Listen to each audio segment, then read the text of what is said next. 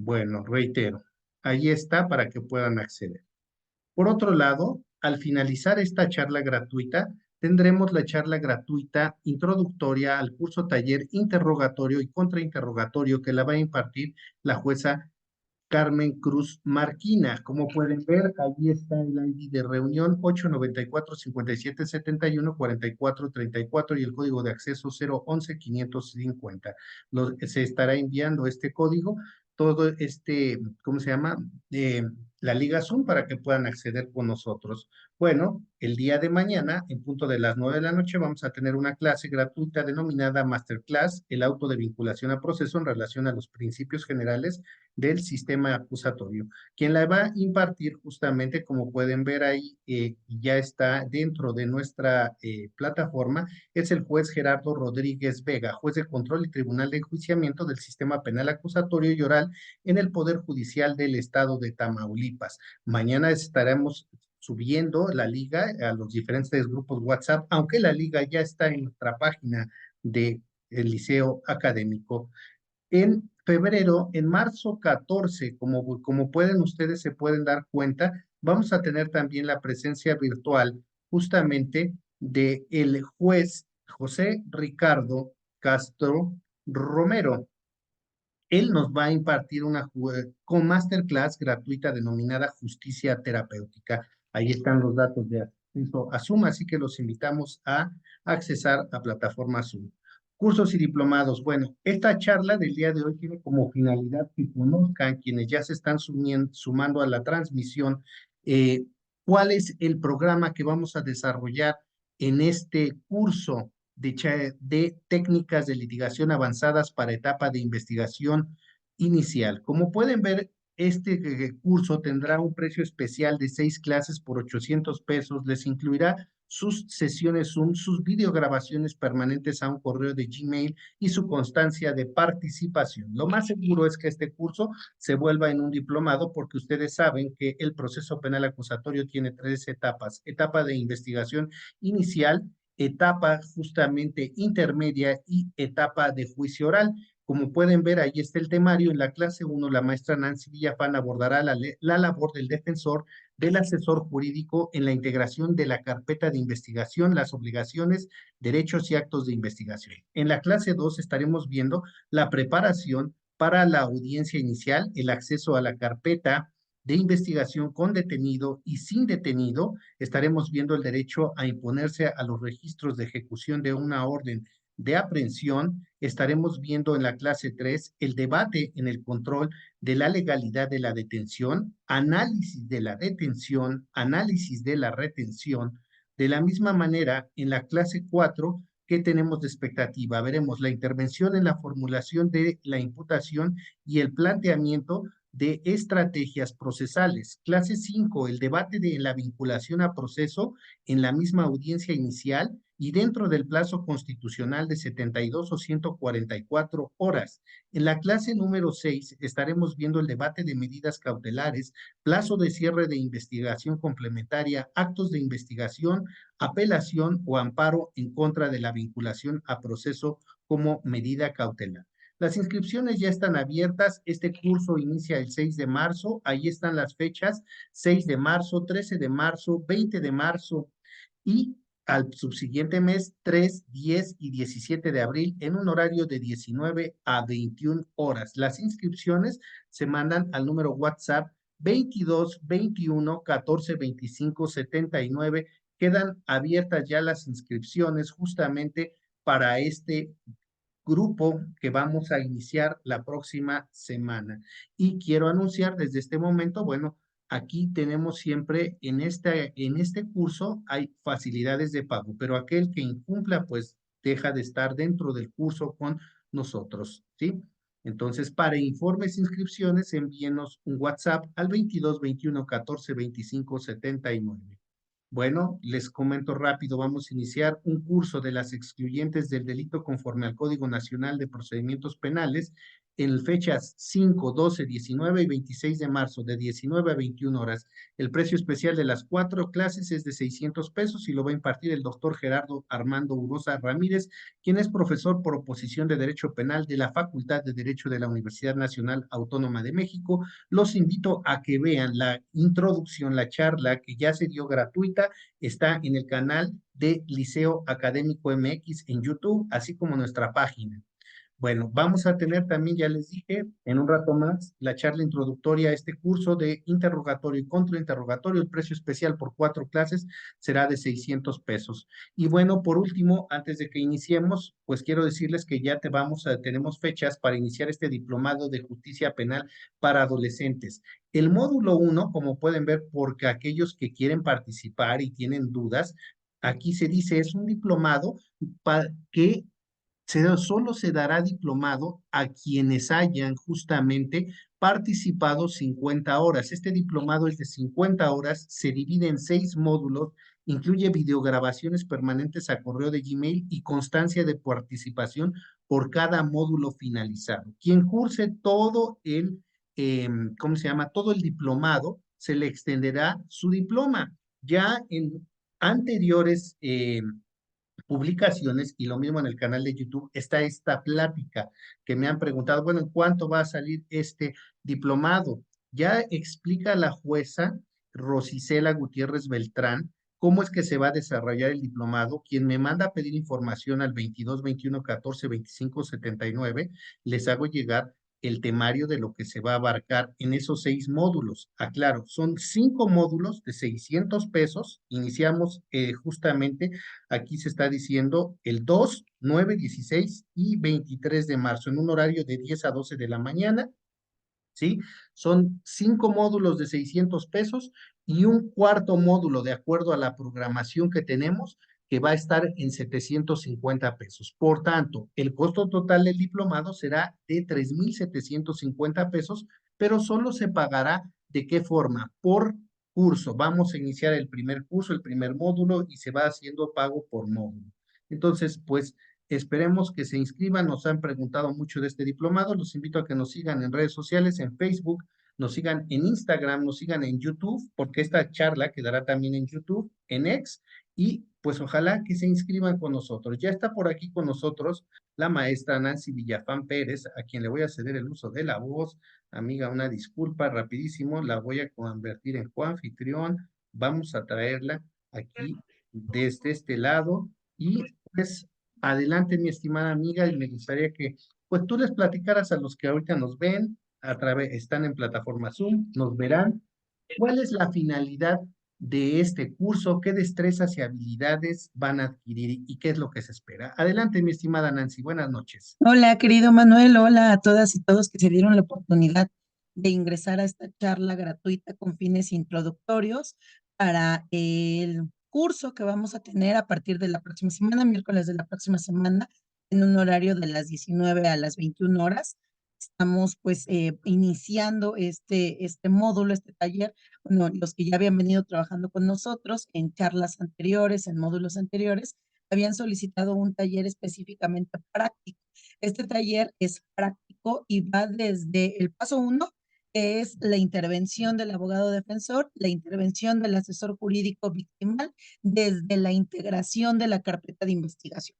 Fíjense que, pues, creo que no es un secreto, voy a traer a colación lo que, pues, se empezó a difundir a través de las redes sociales, a través de una red social en específico, que es TikTok, en donde todos sabemos que, bueno, pues, se puede llevar a cabo el digamos que el manipular algún contenido de algún video, el alterar, el modificar, el compartir en una cuestión de minutos, segundos, cierta información. Bueno, pues me refiero al tema que hoy, que el día de ayer y que el día de hoy, pues tiene tomada parte de la ciudad en el área norte de lo que es la zona metropolitana por la situación de un juez en el Estado de México que emitió un fallo absolutorio en tratándose de un delito de naturaleza sexual, abuso sexual cometido en agravio de una niña de 4 años de edad. Fíjense evidentemente aquí la importancia de la labor de un asesor jurídico victimal, conocer cuáles son los protocolos que tienen que aplicarse en tratándose de la investigación en este tipo de hechos, porque obviamente, pues ahorita por lo que se ha difundido, pues, si nosotros le ponemos esa parte de sesgos que nos no que tenemos cada uno de nosotros desde la parte subjetiva, pues, por lo que conocimos, por lo que se escuchó, lo que se difundió a través de ese video de TikTok que se viralizó en cuestión de segundos, pues, obviamente tendríamos una crítica para el órgano jurisdiccional, pero si conocemos la materia jurídica, no podemos hacer una crítica a un órgano jurisdiccional sin antes entender cuál es la labor del Ministerio Público en la integración de una carpeta de investigación, cuáles son los derechos de la víctima del delito, específicamente cuando se ajusta a una condición de vulnerabilidad como lo es una niña mujer.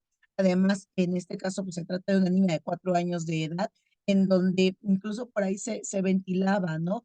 El diálogo que el juez tuvo con la mamá de la niña, en donde se ve que no hubo una asistencia psicológica a favor de la madre de la niña para que le diera acompañamiento o una persona profesional del área de trabajo social para que le brindara acompañamiento a la señora.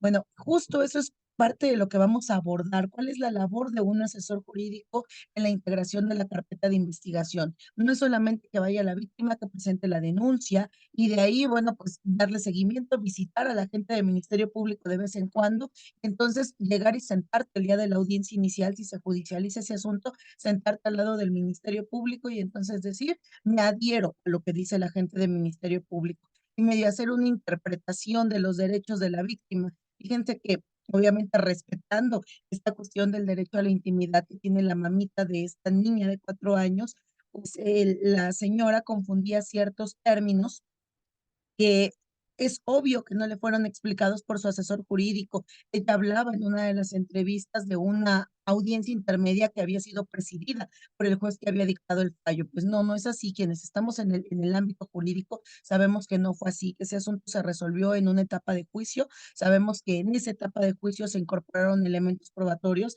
La señora desafortunadamente se dolía de que durante la integración de la carpeta de investigación se desaparecieron ciertas videograbaciones, pues esa es función del asesor jurídico, estar al pendiente de lo que existe y de lo que no existe dentro de una carpeta de investigación.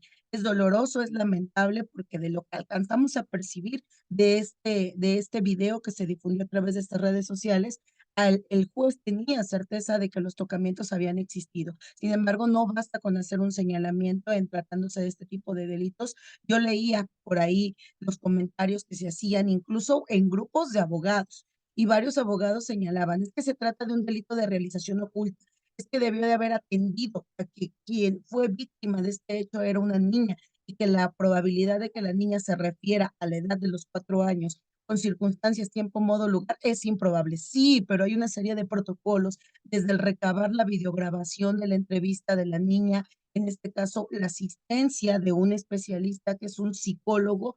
Aquí, bueno, pues ya leyendo la sentencia, de la sentencia se desprende que no hubo una pericial en materia de psicología, hubo una impresión diagnóstica y con base en esa impresión diagnóstica, sin metodología, sin método, sin base científica, sin abordar en el uso de baterías, sin establecer cuáles son esas herramientas a partir de las cuales se pudo llegar a determinada conclusión, se pretendió sostener aisladamente que con eso se acreditaba las circunstancias, tiempo, modo, lugar en las que habían sucedido los hechos materia de la acusación.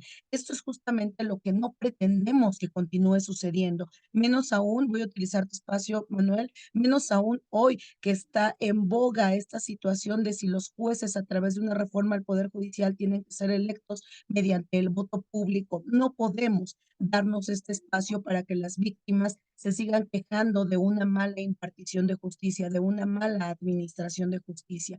Sabemos, quienes nos desenvolvemos todos los días en agencias de Ministerio Público, en salas de audiencia, sabemos que existen ciertos modismos, lo voy a decir así, en el trabajo de las fiscalías. Sin embargo, no podemos permitir que estas circunstancias continúen siendo de esta manera, porque el resultado que se da socialmente es si un juez lo hizo bien o un juez lo hizo mal. Gracias a la diosa Temis, pues hoy los jueces no son la misma parte que investiga y la misma parte que juzga. El juez va a juzgar solamente con lo que haya sido incorporado en una audiencia de juicio. Para eso existen técnicas de litigación. Una mala investigación te va a conducir a un mal juicio. Y eso es justo lo que pretendemos evitar a través de estas charlas, a través de todos los cursos que todas y todos ustedes han tomado por diversos espacios y con diversos ponentes. Yo siempre lo he dicho, en este sistema no habemos especialistas.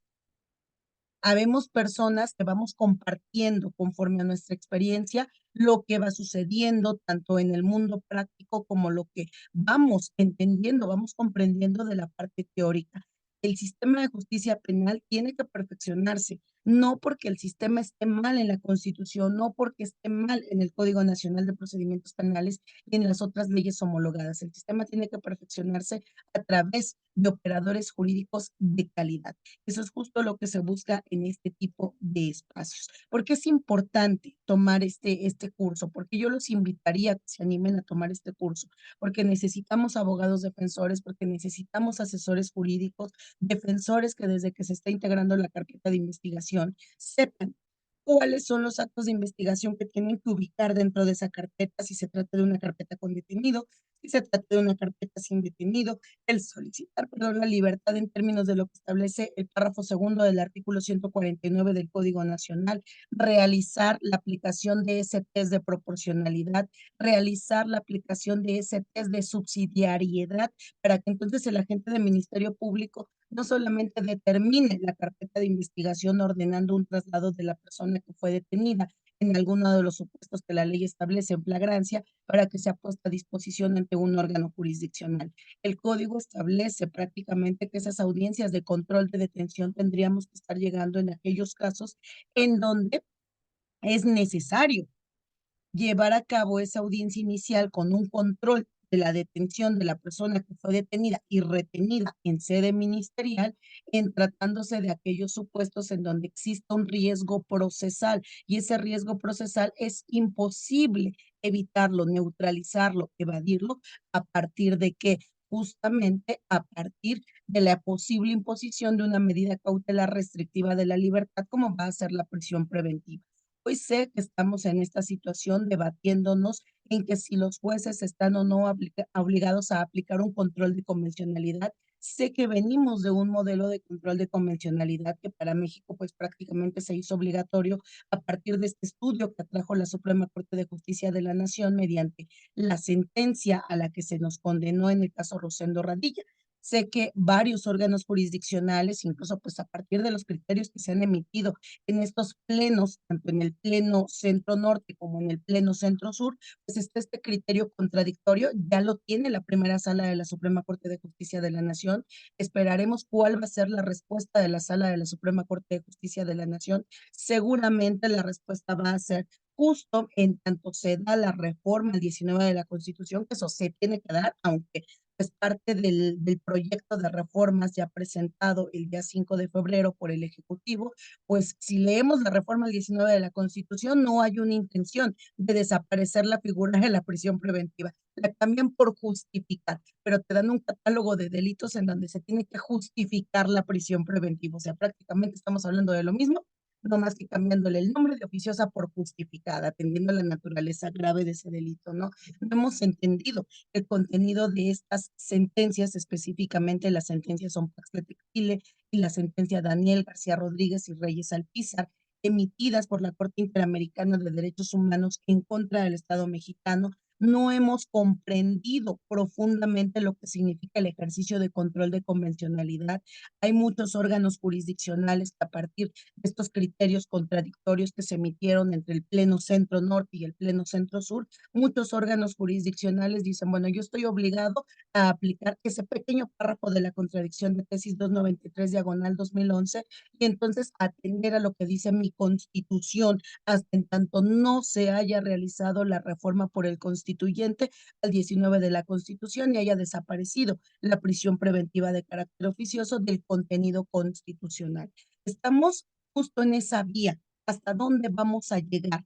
¿Qué tantos criterios van a seguir surgiendo? Uno de los temas incluso importantes que vamos a abordar, Manuel, es el tema de la procedencia del amparo. ¿Cuándo ponderar y cuándo no ponderar la interposición de un juicio de amparo respecto de la vinculación a proceso. Cuándo ponderar y cuándo no ponderar la interposición del juicio de amparo indirecto respecto de la medida cautelar de prisión preventiva. ¿Cuáles serían los efectos de ese amparo indirecto? Incluso, Manuel, pues han surgido criterios nuevos en tratándose de la interposición del amparo respecto de la orden de aprehensión, hasta dónde llegan los efectos restitutivos.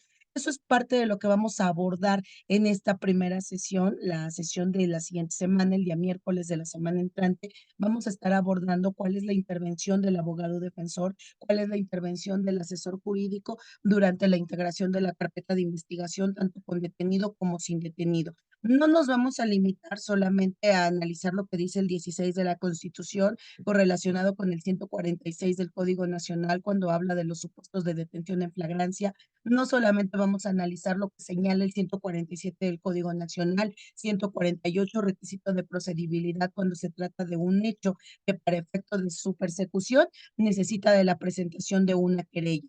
No vamos a analizar solamente el contenido del 149 de forma aislada. Nosotros tenemos una legislación que debe de entenderse de manera homologada, como lo es la Ley Nacional del Registro de Detenciones. Tenemos por ahí una jurisprudencia, tenemos una tesis, por aquí anoté los números de registro de esta jurisprudencia y de esta tesis, que son justo los que vamos a analizar para que se comprenda qué significa la puesta a disposición.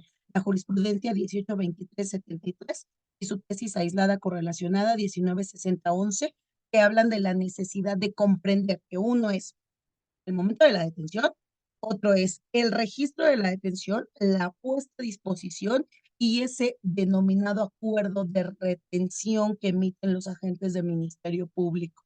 Vamos a analizar cómo se puede llegar a obtener en caso de que el imputado fuese puesto a disposición del órgano jurisdiccional, cómo debatir un control de detención, qué sí puedo debatir y qué no va a ser materia de debate en un control de detención, bajo una interpretación de lo que establece el numeral 308 del Código Nacional. Saben ustedes que aquí también nos regimos por el criterio de los órganos jurisdiccionales. Hay órganos jurisdiccionales que no generan un debate contradictorio respecto de la defensa una vez que se escucharon las razones expuestas por el agente del Ministerio Público. Tenemos órganos jurisdiccionales que atienden en términos amplios a lo que dispone el 20 de la Constitución en su apartado A y el 6 del Código Nacional de Procedimientos Penales cuando se habla de ese principio de contradicción. Y su criterio es si la Constitución, si el Código no limita específicamente el ejercicio del principio de contradicción, todo lo no prohibido está permitido. Entonces te van a pedir, Humberto, que asumas el uso de la voz para que puedas contradecir los elementos mencionados por el agente del Ministerio Público en tratándose de un control de la detención, en tratándose de este tema tan importante y que muchas veces pasamos por desapercibido desde sede ministerial, como lo es la cuestión de interpretar el párrafo 1 del artículo 149 por cuanto hace a los requisitos que el Ministerio Público tiene que verificar que se hayan dado por satisfechos respecto de la forma en la que se llevó a cabo la detención de la persona que le fue puesta a disposición. Párrafo segundo del artículo 149, vamos a analizarlo de manera conjunta con lo que dice el artículo 140 y entender que se podrá, no es un si tú quieres, soy Ministerio Público, si hoy estás de humor y muchas veces partimos de que la justificación del Ministerio Público para el determinar que no se va a conceder la libertad en términos de lo que dispone el artículo 140 del Código Nacional, porque no justificó tu defendido Humberto un arraigo, porque incluso no quiso hablar para proporcionar datos de identidad. Obviamente, pues en el momento en el que se encuentra detenido y fue puesto a disposición, por más que en ese momento sea asistido por un defensor público, pues el imputado, por todo lo que socialmente se conoce, pues el imputado en ese momento va a decir, yo no voy a hablar hasta que no venga un abogado y el abogado me explique detenidamente cuáles son mis derechos. Hasta este momento no se me ha dado a conocer qué es lo que se me atribuye, pero nada de eso asientan en la comparecencia del imputado. Solamente en la comparecencia vas a encontrar a Humberto y se negó a proporcionar datos de identidad y por lo tanto entonces, como no proporcionó voluntariamente datos de identidad, se justifica la falta de arraigo, por lo tanto existe un riesgo de que se nos pueda sustraer de la acción de la justicia, además de justificarse la fracción tercera del numeral 168, es decir, el comportamiento del imputado con posterioridad al hecho, ya que no ha querido voluntariamente mostrar un comportamiento adecuado para participar dentro del procedimiento penal. Lo mandamos a traer. estuvo presente el defensor público y no quiso proporcionar ningún dato. Es más, no quiso firmar la hoja de derechos. No quiso firmar la comparecencia, dijo que no quería firmar la hoja de comparecencia cuando lo mandamos a traer a la mesa de trámite. Entonces, ¿qué entiende el Ministerio Público? No hay datos de identidad, no tengo forma de corroborar la existencia de algún arraigo, no quiso participar voluntariamente porque cuando se le preguntó sobre sus datos de identificación, dijo que no era su deseo hablar con nadie hasta que no llegara un abogado de su confianza, ¿no? Muchas veces las personas, pues, con la comunicación mínima que sostienen durante minutos cuando se encuentran puestos a disposición del Ministerio Público es con algún familiar y el familiar, pues, dándole este voto de fe, les insiste que ya llamaron a un abogado particular, que el abogado particular ya no tarda en llegar. Entonces, cuando pasa esto, ¿qué pasa con el imputado? El imputado dice, no voy a hablar, no voy a decir absolutamente nada hasta que no se presente mi abogado particular, mi abogado privado. Entonces, ¡pum! Ahí viene la determinación del Ministerio Público en donde él podrá, parece entenderse en una cuestión de estamos o no estamos de humor para conceder la libertad desde sede ministerial, ¿no? Desafortunadamente hoy me tocó tener detenido y entre la charla durante las horas que estuve esperando en la agencia del Ministerio Público, durante las horas que estuve ahí esperando, pues entre los ministerios públicos de mesas de trámite, entre los policías que realizaban las puestas, era así de, no, pues es que hoy fue un día de muchas puestas. Si ustedes quieren que rápido les demos trámite, porque necesitan entregar casi casi su cuenta de las puestas a disposición, ¿no? Cuando no hemos entendido que el sistema no se mide por números. La eficacia de un sistema, en este caso específicamente, lo que motivó a implementar un sistema de esta naturaleza no es medir su eficacia por números. ¿Cuántos detenidos tienes? ¿Cuántas puestas a disposición tienes ratificadas? ¿Cuántos traslados vas a ordenar ante el órgano jurisdiccional? No. El objetivo del sistema se mide por lograr el esclarecimiento de los hechos. Ello no tendría que convertirse en una fábrica de construcción de delitos, en una fábrica de construcción de culpables. El sistema no está creado para ello.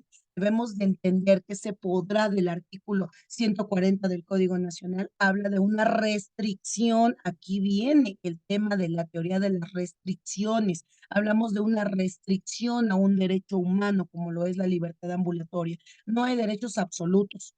Los derechos pueden restringirse, pueden limitarse, pero bajo las causas que establece la misma Constitución. En el caso que sea necesario restringir algún derecho, como lo es la libertad ambulatoria, tiene que existir una justificación proporcional al otro derecho que se está tratando de salvaguardar.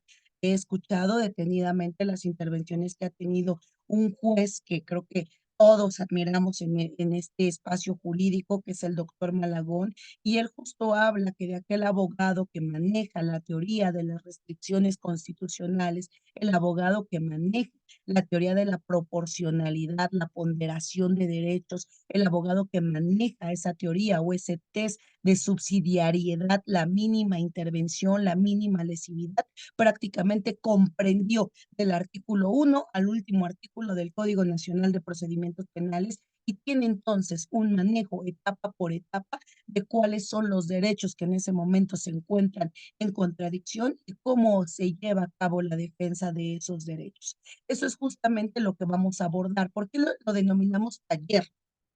Bueno, porque vamos a hablar de casos prácticos. Hoy inicié esta charla hablándoles con mucho respeto, evidentemente, porque estamos ante una situación de afectar la intimidad de este órgano jurisdiccional en donde ya se emitieron infinidad de, pues, argumentos, digámoslo así, de palabras, incluso hirientes, en contra de este órgano jurisdiccional. Estamos hablando de la situación de una niña de 4 años de edad y la verdad es que lo estamos haciendo sin conocer el contenido de la audiencia de juicio, lo estamos haciendo sin conocer el contenido de esa sentencia. Entonces, ¿qué queremos evitar? Pues justamente que existan más niños, justamente que existan más agentes del Ministerio Público que no se responsabilicen de lo que significa la integración de la carpeta de investigación. Sí, al sistema le falta muchísimo. Yo creo que lo idóneo sería realizar mesas de coordinación entre agentes del Ministerio Público especializados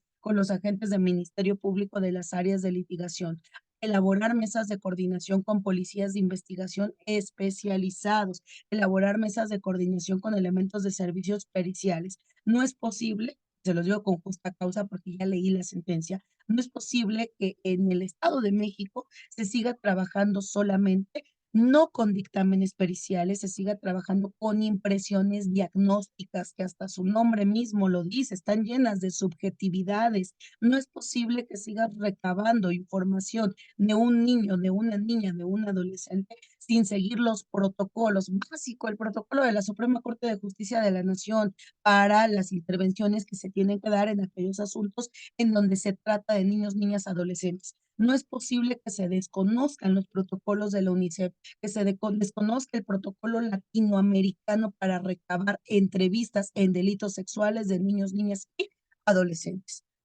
Y entonces, que el peso de la sociedad recaiga sobre lo mínimo que escuchamos, un juez que falló absolutoriamente en un delito en donde hemos entendido y en donde ese no es el estándar probatorio, que basta con un señalamiento al tratarse de un delito de realización oculta. Por ahí en el Semanario Judicial de la Federación hay dos criterios bien interesantes en tratándose de los delitos de naturaleza sexual, que si bien es cierto, hablan del testimonio de la víctima, señalan que ese testimonio de la víctima no puede entenderse, no puede analizarse solamente de manera aislada, como muchas veces pretendemos. Es que es un delito de naturaleza sexual, se trata de agravio de una mujer, son delitos de realización oculta y entonces con que la víctima vaya y realice el señalamiento, prácticamente con eso tendríamos para plantear un asunto. No, no es cierto, no es suficiente. La Corte, los colegiados en estos criterios son muy puntuales en decir, se entiende que se trata de delitos de realización oculta, se entiende la naturaleza de la víctima, pero también tenemos un sistema de razonamiento probatorio. Y si ese sistema de razonamiento probatorio se analiza desde una audiencia inicial, no habría manera de obtener una vinculación a proceso. También se han establecido en estos protocolos que no es posible reponer actos que en su momento no fueron recabados de manera idónea. Por ejemplo, lleguemos a una audiencia inicial en donde se obtiene un auto de no vinculación a proceso, porque además hay un criterio que vamos a estudiar nosotros justo la siguiente charla, que es la primera de este taller, en donde se ha establecido detenidamente de una manera bien puntual que cuando la videograbación en tratándose de delitos cometidos en agravio de niñas, niños y adolescentes no existe puntualmente, ese es un elemento que va a afectar el tema de la valoración probatoria. Ustedes han trabajado seguramente carpetas de investigación en delitos de naturaleza sexual. ¿Qué pasa cuando el niño o la niña es entrevistado primeramente por el agente del Ministerio Público? Las preguntas suelen ser inducidas. Y cuando tú te refieres a que te tocó en tal parte, ¿cómo te tocó? Y estás dando, por cierto, entonces que hubo un tocamiento, cuando ni tan siquiera le has preguntado al niño, conforme a la edad que tiene, conforme al conocimiento educativo que tiene, al estándar de comunicación que tiene, ¿qué entiende por tocar? Y ya dimos, por cierto, entonces que el tocamiento tiene que ser como yo, persona adulta, lo estoy entendiendo. Y ahí viene un sesgo de la gente del Ministerio Público que está recabando esta entrevista. Entonces, ¿qué pasa? No hubo videograbación en ese momento. Esa entrevista se la van a pasar al perito en materia de psicología, que además suele ser un perito en psicología clínica y no un perito en psicología forense con especialización en niños, niñas y adolescentes, testimonio infantil. Y entonces, cuando el perito en materia de psicología va a analizar si la víctima presenta características de víctimas de agresión sexual conforme a los cambios emocionales, comportamiento y demás que se puede observar, lo que hace es una interpretación, pregunta, respuesta del niño, niña o adolescente. ¿Por qué? Porque careció de una videograbación. ¿Qué va a pasar? Pues que la defensa va a hacer valer este tipo de situaciones en una audiencia inicial. De ahí esta responsabilidad podría llevarse la gente del Ministerio Público, el asesor jurídico público, en todo caso, que asistió a la víctima desde el momento en el que se estaban recabando este tipo de entrevistas, porque no hay una videograbación que dé certeza de que efectivamente la niña respondió de esa forma y que tuvo cierto tipo de comunicación verbal al responder de la forma en la que tanto el Ministerio Público como, en este caso, el perito de la Fiscalía, pues asumen que se dieron las respuestas del niño, de la niña o del adolescente. No utilizamos material para poder verificar el tema de comunicación de un niño, niña o adolescente. Y entonces, ¿eso qué va a traer como consecuencia? Pues el dictado de un auto de no vinculación a proceso. ¿Y qué pasa si ese auto de no vinculación a proceso queda firme? Prácticamente no vas a poder volver a recabar lo que no hiciste desde el inicio respecto del niño, niña o adolescente, porque ya lo llenaste de sesgos. Y es normal que un niño, niña, pues no ubique tiempo, modo, circunstancias. Sin embargo, para eso son especializados los peritos, porque te voy a preguntar, por ejemplo, ¿y recuerdas qué día sucedió y por qué lo recuerdas de esa manera? Ah, porque en la televisión que está en la sala del lugar en donde yo estaba sentada cuando pasó esto, estaba el programa tal, y ese es un programa que a mí me gusta mucho. Ah, bueno, pues entonces con eso voy a tratar de ubicar en tiempo, en modo y en lugar. Porque todos los niños se van a comunicar de manera distinta dependiendo del espacio de edad en el que se encuentren y dependiendo de qué tan traumático haya sido el hecho que ellos vivieron. Pero muchas veces esta información no se corrobora ni por el asesor jurídico ni por el agente del Ministerio Público. No se conforma un equipo multiinterdisciplinario para el momento en el que se va a recabar una entrevista. Tiene una razón de ser la existencia de ese equipo multiinterdisciplinario. Evitar constantes entrevistas nuevamente a un niño, niña o adolescente que traerían como resultado una revictimización. Evitar que ese niño, niña o adolescente llegue a juicio con información que incluso haya sido incorporada a través de alguna persona adulta que le dijo, esto es lo que te van a preguntar y esto es lo que tienes que acudir a decir. Los niños no mienten. Partimos que para los niños el comunicarse es una cuestión natural. Si el niño te dice, oye, estás feo, su percepción de fealdad es honesta. El niño no va a mentir. Pero obviamente se tienen que llevar a cabo técnicas para la obtención de esa información adecuadas conforme a la edad del niño, niña o adolescente. Y eso no pasa, ¿eh? O sea, son contadas las fiscalías, si acaso la Fiscalía General de la República, en esta unidad de investigación de los delitos de naturaleza sexual, en donde se cuenta con un equipo multi-interdisciplinario. Fuera de ahí, híjole, si tú, asesor jurídico, Humberto, no lo sabes y no me lo pides, mejor para mí. Si tú lo sabes, pero no tienes las herramientas para poder exigirme la salvaguarda de ese derecho del niño, niña o adolescente, no lo voy a hacer. Yo, fiscalía, te voy a decir, híjole, sí, pero ya sabes que aquí no contamos con eso. Oye, pero eso tiene una razón de ser. Entonces, tu función como asesor jurídico debe de ser, ahorita no lo tienes lic, pues ahorita no se recaba la entrevista, porque yo no voy a arriesgar un caso en donde al final, fíjense este asunto, digo, pues el señor obtuvo una revisión de medida cautelar y se fue con un localizador electrónico. Pero ¿qué pasa en aquellos asuntos en donde las personas por un señalamiento de delito sexual se mantienen privados de su libertad y que después del tiempo que ustedes quieran poner, llegamos a juicio, y en juicio le decimos, discúlpeme joven, usted no fue? Entonces no pones en duda con qué estándar probatorio te vincularon a proceso y con qué estándar probatorio se te impuso la medida cautelar de prisión preventiva en caso de que haya requerido debate. Justo eso es lo que buscamos a través de este primer taller, en donde vamos a analizar cuál es la función de un defensor, cuál es la función de un asesor jurídico.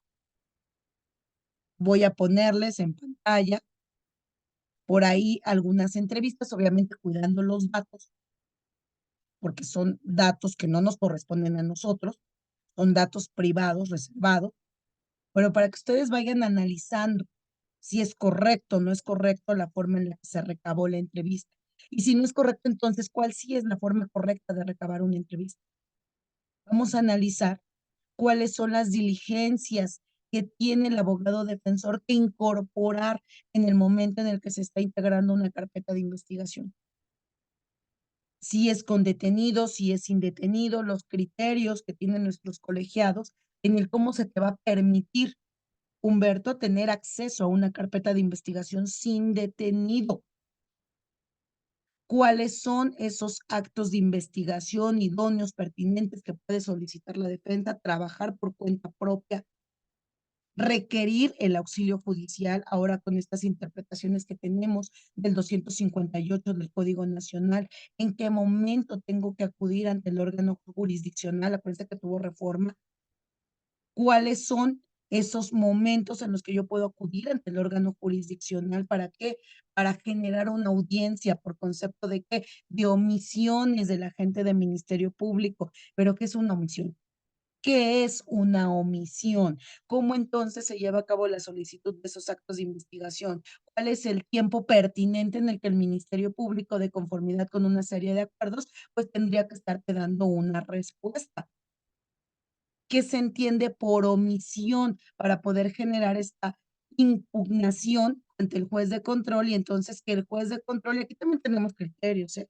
Nos ha pasado en donde generamos esa solicitud ante el juez de control, y el juez de control, obviamente, para evitar la generación de audiencias, entonces apercibe al agente del Ministerio Público para que en el plazo de tantas horas dé cumplimiento a lo solicitado por la defensa e informe a través de los medios conducentes la forma en la que dio cumplimiento a lo solicitado por la defensa, dejando abierta la posibilidad de que en el supuesto de que el Ministerio Público no diese cumplimiento a lo solicitado por la defensa y ordenado por el órgano jurisdiccional, entonces sí se genera la posibilidad para que la defensa vaya e impugne a través de esa inconformidad, a través del 258 del Código Nacional, ¿no?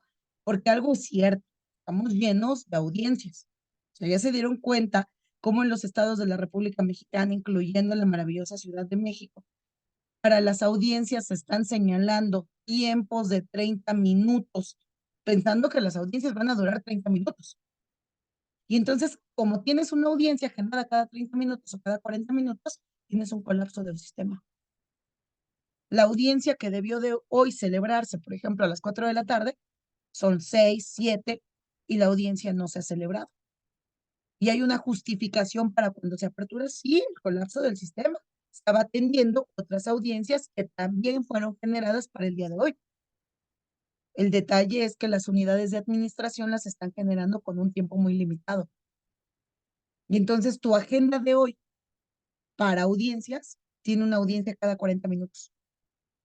En 40 minutos no te da tiempo prácticamente de nada, sobre todo atendiendo a la naturaleza de la audiencia que se va a celebrar. Por ejemplo, a lo mejor un inicial, por ejemplo, una intermedia. Entonces eso hace que el sistema se colapse. El sistema no está para eso, ¿eh? El sistema fue diseñado para que solo cierto número de asuntos llegaran ante el juez de control a una audiencia de control de detención. Vamos a ver, Manuel, ¿qué se hace en una audiencia de formulación de la imputación? ¿Cuáles son las formas de conducción del imputado? A través de una orden de aprehensión, a través de una orden de comparecencia o a través de una orden de citación. ¿Qué se analiza del cumplimiento de una orden de aprehensión para el momento en el que el órgano jurisdiccional apertura esa audiencia inicial de formulación de la imputación? ¿En qué caso se va a llevar o no se va a llevar a cabo la declaración del imputado? ¿Cuáles son esas aclaraciones técnicas que la defensa puede solicitar en tratándose de una formulación de la imputación? Ojo, acuérdense que en la formulación de la imputación se establece el hecho. Y a veces el solicitar aclaraciones pertinentes a esa formulación de la imputación puede dar buenos resultados en una vinculación al proceso. No es un ejercicio contradictorio, es solamente aclaraciones o precisiones que van a transitar a la forma en la que el hecho quedó plasmado y que guarda relación con algo que ya se nos olvidó que dejamos archivados en los libros de la licenciatura, la dogmática penal. ¿Qué vas a analizar? Que se den por satisfechos o que no se den por satisfechos los elementos del tipo penal. ¿Y de dónde se va a desprender ello? Pues de la circunstanciación de los hechos, el tiempo, el modo y el lugar que requiere tu tipo penal. Esos elementos que requiere tu tipo penal los tiene que proporcionar el agente de Ministerio Público. Si no te los proporcionó, basta con que incluso los lo pidas a través de una aclaración, que me aclare, que me precise su señoría, que el agente de Ministerio Público precise, que refiera todo su señoría. ¿Por qué? Porque después esa herramienta la vas a utilizar en un debate de una vinculación a proceso. ¿Cuándo vas a solicitar, en este caso, la duplicidad de término para estar en condición de que se resuelva la situación jurídica del imputado? ¿Qué tipo de actos de investigación puedes llevar a cabo en esa solicitud de la duplicidad de término? ¿Cómo los vas a incorporar a la continuación de la audiencia inicial? Porque a lo mejor a la apertura de la audiencia inicial, pues veníamos con el que la suerte nos ayudara, pero en una continuación de audiencia inicial es la defensa la que se tiene que lucir, porque la defensa va a aperturar esa continuación de audiencia inicial. ¿Cómo? Con la incorporación de sus datos de prueba o con el desahogo de sus medios de prueba. Entonces es importante atender a las reglas establecidas en el Código Nacional para el desahogo de los medios de prueba. Sí, por supuesto.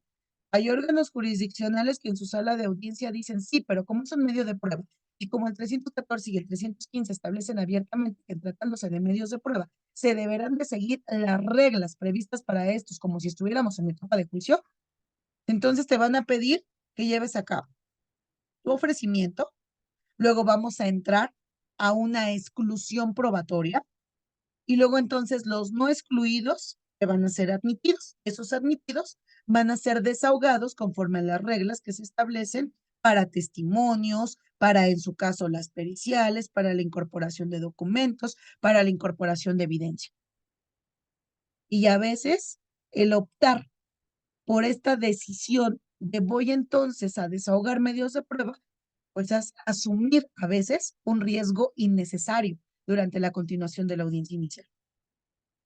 Vamos a analizar un tema bien importante, el debate de la medida cautelar. Digo, hoy son menos ya los órganos jurisdiccionales que van bajo este criterio de la figura de la prisión preventiva de carácter oficioso, pero todavía existe, ¿eh? O sea, la Constitución ahí la tiene. El 167 del Código Nacional está homologado a esos supuestos del 19 párrafo segundo de la Constitución. Habrá jueces que digan, yo soy un juez de constitucionalidad y debo de acatar exclusivamente a lo que dice mi Constitución. Y sí, Humberto, ya sé que me vas a salir con la letanía de, oye, pero existen 2 sentencias en contra del Estado mexicano. Y estás obligado a aplicar en términos del artículo 1 de la Constitución, en su párrafo tercero, un control de convencionalidad. Sí, pero esas sentencias, en sus resolutivos, dice que están obligados a reformar la Constitución y las leyes que emanan del Congreso. Y mientras eso no esté listo, pues yo soy un juez de constitucionalidad y ahí te va tu prisión preventiva de carácter oficioso.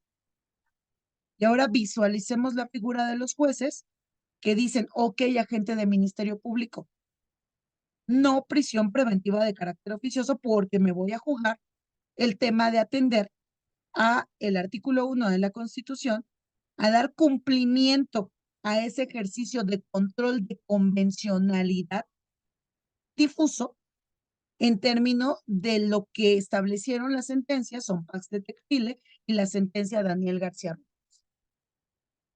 Y entonces, Ministerio Público, justifíqueme la necesidad, ¿no?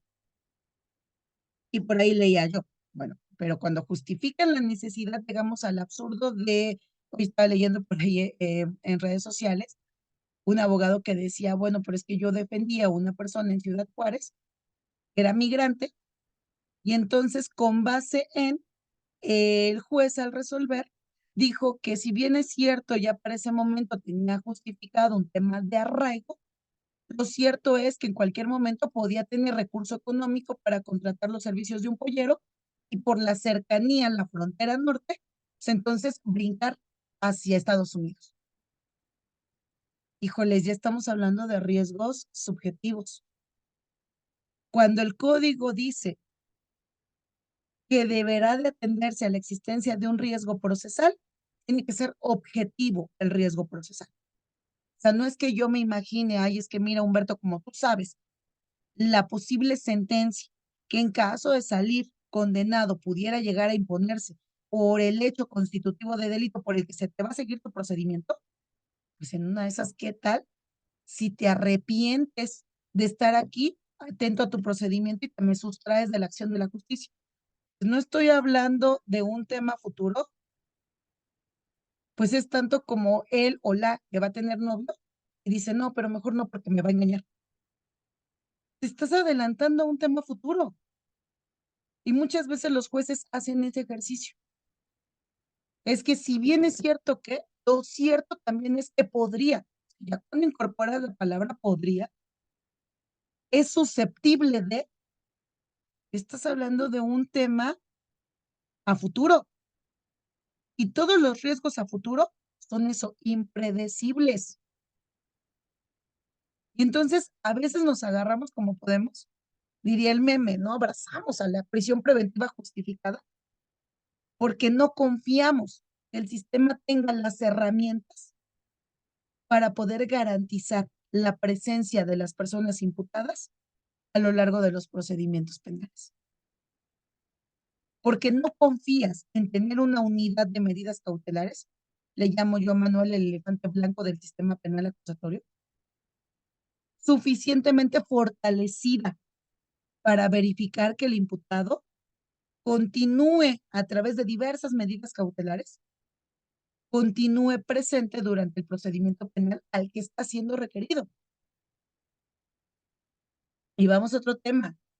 Bueno, a lo mejor y superamos el riesgo de sustracción de la acción de la justicia, pero vamos al tema del riesgo a la víctima, 170, que para empezar ese riesgo para la víctima es totalmente inconvencional.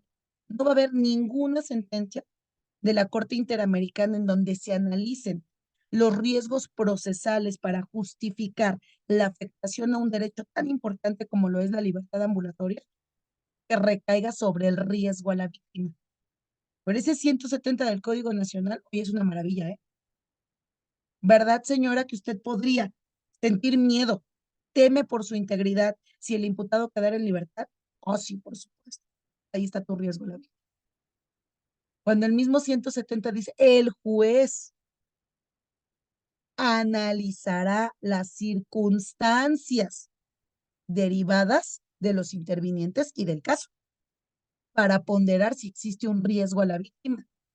Pero ahora dime, el riesgo a la víctima no es solamente señalarlo así, es que sí existe un riesgo. Ahora encárgate de decirme, bueno, y de existir el riesgo, ¿cómo podríamos neutralizarlo a través de otras, de diversas medidas cautelares? Pero hemos utilizado el tema de la perspectiva de género mal. La perspectiva de género, hemos solamente aplicado el concepto. Suena bonito que se investigue y que se juzgue con perspectiva de género. Oye, y la metodología de la que habla la Corte, ¿de dónde se desprende esa metodología y por qué entonces estamos obligados a aplicarla? ¿Qué implica el estudio de esa metodología para saber en qué caso se tiene que investigar y en qué caso se tiene que juzgar con perspectiva de género? Agarramos el tema de perspectiva de la infancia y toda vez que la víctima se encuentra en una condición de vulnerabilidad, al ser niño, niña o adolescente, hay un riesgo a la víctima. No, es que no es solamente mencionar el riesgo a la víctima solo por así anunciarlo. Requiere también de una corroboración objetiva. Distinto es si Jovita con anterioridad ya había presentado diversas denuncias, querellas, en contra de su pareja sentimental que hoy es su agresor, su violentador. Y aunque no hayas dado continuación, Jovita, a esas otras carpetas de investigación, ya hay un antecedente. Y entonces eso significa que si ya hay otras carpetas de investigación en donde tú hayas denunciado este mismo violentador, hay un riesgo para ti si lo dejo en condición de libertad.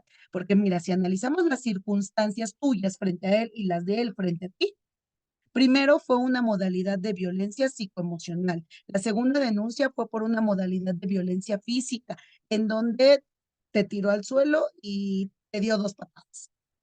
La tercera ya es violencia física, pero ya ha ido en aumento. Ahora ya son lesiones que se te generaron con motivo de la violencia física y son lesiones que de acuerdo, ejemplo, 131 Código Penal para la Ciudad de México, se encuentran catalogadas en la fracción tercera. Ejemplo, ya te afectó la movilidad de algún miembro. Ah, pues entonces si yo lo dejo en libertad, es obvio que este sujeto, al tener otros antecedentes, va a ir en aumento. Hay un riesgo objetivo hacia la víctima del hecho delictivo, que vamos a ver cómo alegar el tema de la inconvencionalidad de la medida cautelar de prisión preventiva atendiendo al riesgo a la víctima. Y del otro lado, como asesor jurídico, ¿cómo mides la existencia del riesgo a la víctima?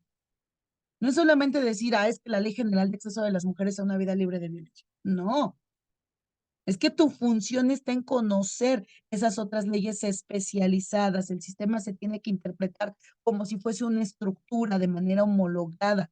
Por eso están las otras leyes especializadas.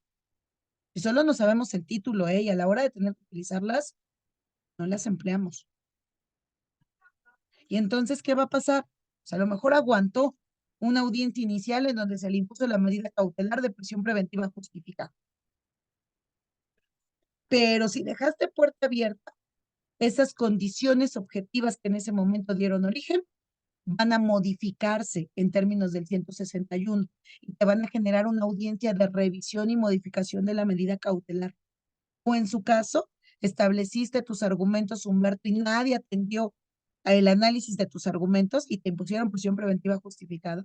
Vámonos entonces a la impugnación correspondiente. ¿Cuáles son los criterios actuales en materia de amparo que permiten, en todo caso, impugnar a través del juicio de amparo en la vía indirecta la resolución de la prisión preventiva justificada? ¿Qué vamos a ver, Manuelito? Hace unas semanas atrás hubo reforma al 467 para incorporar como supuesto de apelación la resolución que califica de legal o no legal la detención. Y esto es nuevo, ¿eh? Y entonces, ¿en qué casos, oye, Nancy, en qué casos sí puedo apelar y en qué casos no puedo apelar? Lo más seguro es que estén vigentes esos criterios que en su momento me hablaban sobre los datos de prueba que habían servido para el control de la legalidad de la detención y que guardaran una relación con los datos de prueba que fueron, en su caso, estandarizados para la vinculación a proceso. Porque de lo contrario, pues si lo que yo quería, y aquí es otro tema importante, porque sí, se reformó el 467, pero no me reformaste términos para resolver el recurso de apelación. Y entonces, ¿qué pasa si se calificó como legal la detención? Acto seguido, pasamos a la formulación de la imputación y luego al debate, en todo caso, de medidas cautelares, vinculación a proceso, plazo de cierre de investigación complementaria. ¿En qué casos sí pondero y en qué casos no pondero el tema de la interposición del juicio de amparo o el tema de la interposición del recurso de apelación? ¿Sobre qué van a partir mis agravios? ¿Cuál es el acto del que me voy a doler en caso de que tenga que interponer juicio de amparo en la vía indirecta? Eso es justo lo que vamos a ir abordando puntualmente en estas 6 sesiones que tienen que ver, uno, con lo básico. La sesión 1 es el cómo te vas a presentar a esa audiencia inicial. ¿Cómo? Pues a partir del que se esté integrando una carpeta de investigación, ¿cuál es tu labor como asesor jurídico? ¿Cuál es tu labor como abogado defensor? ¿En qué casos el abogado defensor debe de cubrir ciertos requisitos para poder solicitar la libertad en términos del artículo 149, párrafo segundo, y 140 del Código Nacional? Y estar atentos de cómo se llevan a cabo ciertos actos de investigación, la legalidad y la licitud de ciertos actos de investigación. Fíjense, hoy que tuve detenido, me decía la chica detenida, estoy Gali, fíjese que la madrugada me sacaron y me llevaron a un cuarto. Y en ese cuarto había 2 personas, mujeres, que ya traían una playera blanca y me entregaron una y me dijeron, tú ponte esta playera. Cuando yo pregunté qué iban a hacer, me dijeron, no, nada más vamos a tomar unas fotografías. No es cierto, ¿verdad? ¿Qué fue ahí? Un reconocimiento de persona. La chica no me supo decir que era un reconocimiento de persona, pero eso tiene cara de reconocimiento de persona. Cuando yo le digo al Ministerio Público, oiga, licenciado, es que a mí me comentó que la sacaron en la madrugada y revisando los actos de la carpeta de investigación, no obra esa diligencia. Ay, no, Lic, es que a mí no me informaron. Bueno, nada más para que usted tenga claro que yo ya tengo conocimiento de qué es lo que hicieron. ¿Por qué? Porque muchas veces se aprovechan de que en esos tiempecitos libres no están asistidos por abogado. Fíjense, la niña me dice, a las 4 de la mañana me sacaron. Eran las 4 de la mañana porque yo escuché. Y las chicas que estaban ahí, que les pusieron la playera blanca, trabajaban aquí, traían aretes y vestían así y así. ¿Por qué me di cuenta?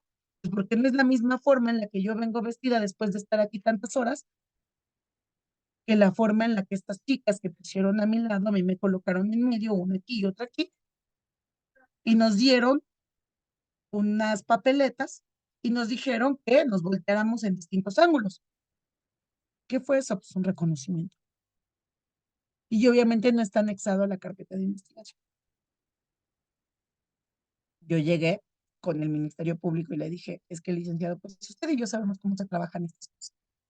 Lo que ustedes hicieron fue un reconocimiento y no está anexado a mi carpeta. Viene algo más, ¿verdad, Lick? Y ya nada más bajó la mirada. Ya no me dijo más. Y vean cómo se trabajan esas carpetas de investigación. Eso no debería ser así, ¿eh? Porque te detienen por un hecho chiquito, mientras te entretienen, te van cocinando otro hecho delictivo.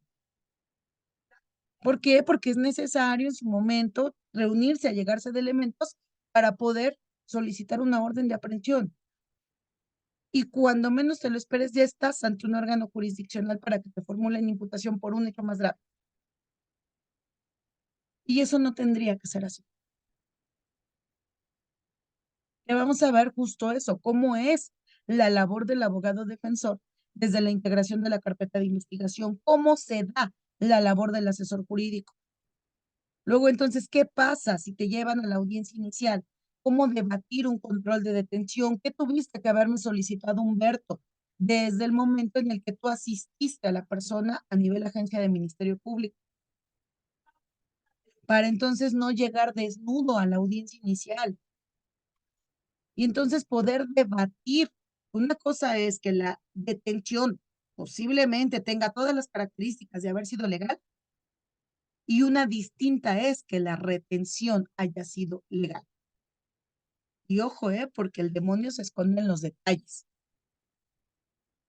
Y como a nuestros ministerios públicos, desafortunadamente, los enseñaron a trabajar la integración de carpetas de investigación a través de formularios y tienen todos los formularios en su sistema electrónico, pues entonces ellos ya saben qué sigue después de uno, qué sigue después de dos y qué sigue después de tres.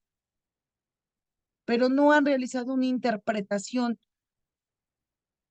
conjunta a partir del 146 en adelante, cuando se trata de una persona que fue detenida y fue puesta a disposición del Ministerio Público. Y con el 16 de la Constitución y con la Convención Americana sobre Derechos Humanos. Nos aprendemos, memorizamos, pero no interpretamos. Y eso es lo que vamos a ver que se tiene que solicitar, se tiene que requerir. Diría mi querido doctor Malagón, una detención puede ser legal, pero una retención no necesariamente va a ser legal. Luego, ¿qué pasa si te califican como legal la detención? Formulación de la imputación, oportunidad para que el imputado declare o se abstenga a efectuar declaración. Si vas a declarar, ¿en qué sentido se puede recabar esa declaración? ¿Cómo lo vas a asesorar a tu dependido para efecto de que declare? Si vas a llegar a esa audiencia inicial, y en muchos estados no sucede, ¿debe o no debe de estar presente un asesor jurídico victimal? Lo correcto es que sí deba de estar presente, porque esa audiencia inicial tiene una finalidad, resolver si vinculan o no vinculan a proceso al imputado. Y en caso de que no vinculen, surge una afectación para la víctima del hecho delictivo. La labor del asesor jurídico no se limita solamente a acompañar a la víctima. La labor del asesor jurídico, siempre se los he dicho, debe de entenderse con la Ley General de Víctimas y debe de entenderse con el manual que tiene publicado la Asesoría Jurídica Federal, porque ahí viene establecido cuál es tu función como asesor jurídico. Obviamente ahí se llaman asesores jurídicos públicos federales, pero esa es la verdadera función que tendría que hacer cualquier asesor jurídico: explicarle a la víctima, atender cuando la víctima se encuentra en una condición de desigualdad. Por ejemplo, puede tratarse de una víctima migrante, puede tratarse de una víctima en condición de vulnerabilidad, discapacitada, una víctima niño, niña, adolescente. Puede tratarse de una víctima que no hable, no entiende el idioma español, que pertenezca a un pueblo o a una comunidad indígena. Y el manual para asesores jurídicos federales sí establece que el asesor jurídico, además de realizar el acompañamiento, representación y asesoría jurídica de la víctima, tiene que conocer el idioma indígena que la víctima en su caso hable, para poder garantizarle esa verdadera comunicación. Es tu deber, asesor jurídico, si tu víctima va a estar presente durante la celebración de la audiencia inicial. En el caso de víctimas especiales, solicitar el acompañamiento para tu víctima desde ahí de un psicólogo, de un trabajador social. ¿Y cuántas veces vemos que esto sucede en la audiencia inicial? No lo vemos. ¿Y qué pasa? Ojo, porque es importante. Porque hay una tesis que habla del derecho de las víctimas a ser asesoradas jurídicamente de manera eficiente. Ante la falta de asesoramiento jurídico eficiente, puede dar lugar a una reposición para equilibrar el procedimiento entre el imputado y entre la víctima. ¿Y esto solamente lo tengo que saber yo, asesor jurídico de la víctima? No. El Ministerio Público, ¿qué es? Un órgano de lealtad. ¿Qué es el abogado defensor? Un órgano técnico que tiene que comportarse con probidad. Entonces, si tu defensor te percatas que existe una vulneración a los derechos de la víctima por falta de una asesoría jurídica eficiente, esto va a trascender a la forma en la que se garantice el acceso de la víctima a la justicia, hay que hacerlo valer. Ese temible 121 del Código Nacional no solo es para el defensor, también es para el asesor jurídico victimal. Y obviamente también si hay un agente del Ministerio Público que no le encuentra hilo a su formulación de la imputación, que se ve el desconocimiento notorio de la carpeta y que con motivo de ese desconocimiento notorio de la carpeta puede afectar el derecho de la víctima, es deber del asesor jurídico evidenciar esas circunstancias. Estoy hablando de cuestiones reales, porque muchas veces los agentes del Ministerio Público los agarraron de, fíjate que te toca trabajar esta carpeta, pum, vete. Entonces, ¿con qué llegan ellos? Con pautas. Y esas pautas las van llenando con la información que a ojo de buen cubero van extrayendo de la carpeta de investigación. Que si conocen el contenido de la carpeta, en la mayoría de los casos no, cuando no es el mismo Ministerio Público que trabajó la integración de la carpeta de investigación. Y entonces, si la información que estás dando no es información veraz, no es información que se puede corroborar con los registros de los actos de investigación que obran en la carpeta, y ello entonces es contrario a garantizar el derecho de la víctima de acceder a la justicia, también tengo que decirlo. ¿Qué tiene que hacer un asesor jurídico? Suplir las deficiencias del agente del Ministerio Público. ¿Y qué es suplir? Su señoría, lo cierto es que aclaro que la información que obra consiste en, ¿por qué? Porque si el Ministerio Público lo dijo y entonces el asesor dijo, sí, su señor, estoy de acuerdo, Entonces, entre los dos no se hizo uno y pobre víctima. Y si el defensor dejó pasar estas circunstancias, si de repente la víctima, después de lo que sucedió en esa audiencia, del resultado de esa audiencia, va y busca a un nuevo asesor, y el asesor le dice, a ver, déjeme ver su audiencia. Oye, ¿por qué el juez no dijo? Oye, ¿por qué el juez no verificó qué? Te vas a hacer valer tu medio de impugnación correspondiente y eso puede recaer en una reposición. ¿Y qué significa eso conforme al término que la Corte Interamericana ha señalado de plazo razonable? ¿Cuáles son las características de ese plazo razonable para efectos de la impartición de justicia? ¿Y cómo trascienden este tipo de actos defensivos en aras de los derechos del imputado, de los derechos de la víctima, respecto del concepto de plazo razonable? Todo esto es justo parte de lo que vamos a ir viendo. A mí me encanta cuando me los encuentro por ahí en salas de audiencia. Israel, que ya anda conectado por ahí, me lo encontré ayer en salas de oralidad. Maestro, ya hice esto y no me dejé, fíjese que solicité y que cree, y sí me fue aceptado. Y lo voy a hacer así y así y así. ¿Eso qué significa? Que entonces todo lo que van aprendiendo aquí y allá y por donde ustedes quieran, ya se está materializando en exigencias ante los órganos jurisdiccionales. Porque solo así el sistema va a mejorar. Todo eso que hoy tienen ustedes en el Semanario Judicial de la Federación, hubo un abogado que se le ocurrió, oye, y si le damos por esto, fue y lo hizo valer y salió un precedente.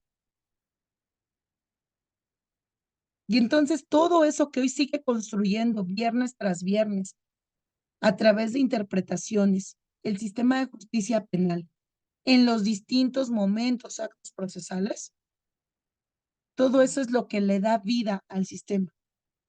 ¿Y qué pretendemos? Que el sistema mejore. Creo que todos estamos exactamente en la misma condición. Hoy estamos como abogados, como asesores jurídicos, como ministerios públicos, como órganos jurisdiccionales. Pero cualquiera de nosotros, tocamos madera, pudiera encontrarse de algún otro lado y no te encantaría un sistema de justicia que te garantice el acceso a una justicia de forma imparcial. Por supuesto que sí. Un Estado de Derecho se mide por la calidad de su sistema de justicia. ¿Y quiénes construimos el sistema de justicia? Todas y todos. Entonces, ¿qué vamos a ver durante estas sesiones? Justamente estos puntos. Este primer módulo taller tiene que ver solo con la etapa de investigación, desde carpeta de investigación hasta audiencia inicial, vinculación a proceso, plazo de cierre de investigación, qué puedo y qué no puedo hacer durante el plazo de cierre de investigación, cuáles son los actos de investigación que requieren control judicial, cuáles no requieren control judicial, cómo solicitar esos actos de investigación en donde se requiere auxilio por parte de las autoridades, cómo incorporar esos actos de investigación. A veces parecería muy sencillo, ¿no? Pero cómo incorporar esos actos de investigación para que sean tomados en consideración. Y entonces yo llegue preparado a lo que va a ser en su caso la siguiente etapa procedimental o incluso a través de estos actos de investigación que yo ya recabé, de los que yo ya me allegué, pues en su momento poder solicitar hasta un tema que tenga que ver con el sobreseimiento de un asunto. ¿De qué vamos a hablar? De aquellos casos en donde el plan A no fue funcional y tienes que optar por un plan B, como lo es en los casos en donde proceda alguna solución alterna, un acuerdo reparatorio, una suspensión condicional del proceso penal. Lo vamos a ver desde las dos vertientes. ¿Qué voy a tomar yo en consideración defensa para presentar una solicitud de suspensión condicional del proceso penal? ¿Qué voy a tomar yo en cuenta asesoría jurídica victimal para que ese plan de reparación que presente la defensa del imputado cubra de forma integral los daños que hasta este momento se tienen cuantificados, materializados, que acontecieron en agravio de la víctima con motivo del hecho delictivo? ¿Qué vamos a analizar? ¿Cómo se solicita una incidencia de nulidad? ¿Cómo se solicita en su caso esa resolución de sobreseimiento? Hay audiencias, digo, son contaditas, pero hay casos en donde obtuviste una no vinculación a proceso. Y esa no vinculación a proceso se obtuvo derivado de la forma en la que se ventiló, por ejemplo, la ilegalidad de algún acto de investigación que sirvió para materializar algún dato de prueba que fue expuesto y con base en el cual se solicitó la vinculación a proceso. Obtenida tu no vinculación a proceso, ahí mismo me puedes solicitar el sobreseimiento del asunto, si se justifican las causales del 327 del Código Nacional. Y entonces, ¿qué pasa si tú obtienes un auto de no vinculación a proceso, a lo mejor contado los casos, con efectos de sobreseimiento? Hasta ahí llegaste. Pero a veces nos quedamos solamente con la no vinculación a proceso. Sí, ya sé que el sobreseimiento tendría que darse a petición de parte de oficio. Pero en muchos de estos casos, cuando el juez dice y se dicta auto de no vinculación a proceso, y explico, víctima, que está presente. Esto no significa que la investigación del hecho delictivo ya no se pueda continuar llevando a cabo. Lo único que significa es que en este caso, este imputado, por estos hechos, no alcanzó para habilitar un proceso en su contra, no va a haber acto de molestia. Pero eso no significa que el Ministerio Público no pueda seguir investigándolo sin acto de molestia. Y entonces se continúa la investigación, a veces peor aún, ¿no? Porque el defensor entendió entonces que ya la libertad se había concedido desde sede ministerial, que alcanzó para una no vinculación al proceso, y le dijo, señor Juanito, váyase a su casa y quédese tranquilo. Y de repente la carpeta de investigación se siguió trabajando sin detenido y pum, te madrugan con una orden de aprehensión. Oye, pero es que, ¿qué pasó? Pues es que ya no se continuó supervisando la integración de la carpeta de investigación. Y en ese momento quizá tuviste la oportunidad para solicitar un pronunciamiento de sobreseimiento y no lo hiciste. Y la puerta se abrió para que la investigación continuara realizándose. Se perfeccionó y alcanzó en su momento para solicitar una orden de aprehensión. Y con base en esa orden de aprehensión conducen al imputado a la audiencia inicial. Oye, pero yo ya había pagado abogado y dicen ellos, y ya me habían juzgado y me dejaron en libertad. ¿Y por qué otra vez me traen? Bueno, pues porque eso no significa que lo hayan juzgado. Lo llevaron a una audiencia inicial, en ese momento se dictó una vinculación al proceso, pero la investigación podía continuar. Y al poder continuar la investigación, usted no compareció, no aportó actos de investigación, pues el resultado es que hoy está en una audiencia inicial. Entonces, ¿en qué casos la vinculación a proceso, después de haberse otorgado, se puede pedir con efectos de sobreseimiento? Y si ese sobreseimiento se otorga, luego entonces, ¿qué pasa si estás del otro lado y no estás de acuerdo con ese sobreseimiento? ¿Cómo lo impugnas? A través de las reglas del artículo 467 del Código Nacional. Son los puntos que vamos a ir viendo en 6 sesiones. Aquí creo que los que ya hemos venido trabajando en otros módulos, pues sabemos que el tiempo a veces no nos alcanza y tenemos que extendernos una sesión más para poder abarcar los puntos que se señalaron y que nos comprometimos a abordar. Los que ya han estado en los espacios en donde pues he compartido un poquito con ustedes, pues sabemos que vamos relacionando teoría y práctica. La teoría es muy bonita, pero ahora dime cómo la llevo a la práctica. Ahora dime entonces, ¿qué pasa si ya la solicité y no me la concedieron? Todo está en la ley. La cosa es saber justificar, saber solicitar, saber aplicar para obtener el mayor beneficio posible a las personas que estamos asistiendo jurídicamente. Un imputado, en el momento en el que se sabe detenido y puesto a disposición del Ministerio Público, lo único que le pasa por la cabeza es si va a ser libre o no va a ser libre. Toda la parte técnica la construye el defensor. Una víctima, en cuanto fue víctima del hecho delictivo, lo primero que le pasa por la cabeza es si va a tener justicia o no va a tener justicia. Deja Humberto de lado el tema de si me van a reparar integralmente del daño, porque en su gran mayoría las víctimas no acuden a denunciar un hecho delictivo por una cuestión de beneficiarse materialmente. Acuden porque claman justicia. Entonces, cuando yo te contrato a ti, asesor jurídico, mi pregunta es, ¿y licenciado, vamos a llegar o no vamos a llegar a obtener justicia? ¿Qué posibilidades ve? Porque a las víctimas no les importa la cuestión técnica. Yo quiero saber, ¿puedo o no puedo tener justicia? El imputado, quiero saber, ¿voy a quedar o no en libertad? Aunque el liceo me diga, oye, pero es que fíjate que si llega a pasar esto, voy a pedir una medida cautelar en libertad. Bueno, eso significa entonces que sí puedo o no puedo llevar mi procedimiento en libertad. Ya cuando el liceo me dice, es que el tema no es que te vinculen a proceso, el tema es bajo qué medida cautelar vas a llevar tu proceso. LIC no importa, pero que yo quede en libertad. Es más, prefiero someterme a tener que ir a firmar, si quiere el licenciado, hasta el localizador electrónico, pero nada se compara a tener que vivir una condición de persona privada de la libertad. Entonces, cuando un imputado va y requiere tus servicios, es voy a quedar o no en libertad. ¿Qué probabilidades tengo? La víctima, voy a tener o no justicia.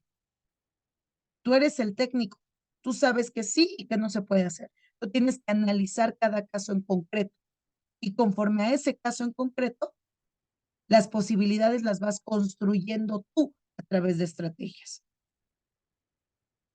Para esas estrategias, pues justamente vamos a ir abordando desde este primer taller lo que es la etapa de investigación inicial, que sí se puede y que no se puede hacer desde la etapa de investigación inicial. Para no llegar, diríamos, en el árbol jurídico, desnudos en su caso, a una audiencia inicial.